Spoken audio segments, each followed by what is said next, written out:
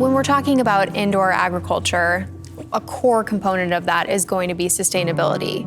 Not just sustainability for the environment, but also sustainability for the business. We've really done a lot of analyses on energy consumption, what type of climate zones are most applicable to insolation values, daylight harvesting, where in the country you're getting renewable energy right now, and where the future is gonna go. Automation is also really great for setting benchmarks. The more data that you have around, whether it be your climate, your energy usage, how much water you're using, types of fertilizer, all of that, the more that you're able to trend that, it really gives you a good basis and platform from which you can improve. I think one thing too is to touch on is water scarcity in general.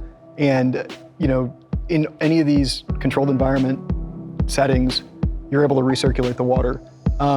And prior to ever building any of these facilities, you're able to actually get water samples, potentially drill a well to get a water sample to get an idea of what the water chemistry is going to be.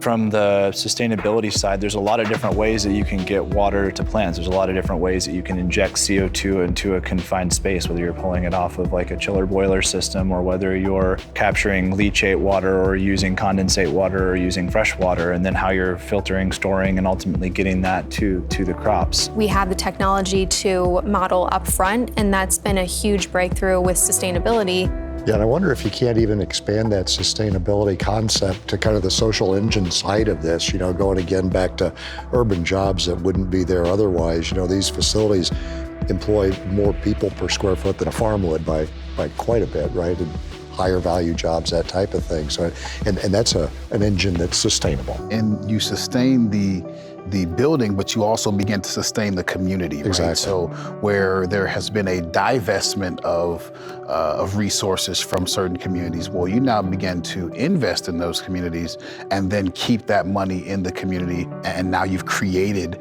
a sustainable community with a sustainable food source and sustainable work. And when you give somebody something to participate in and give that opportunity, that community does come together. I mean, people want to work together and have that common goal, and I think that helps provide it. And the great thing about that is that we're putting health at the center of all of those things. And that's when you're gonna see your community thrive. And that's the opportunity we have here.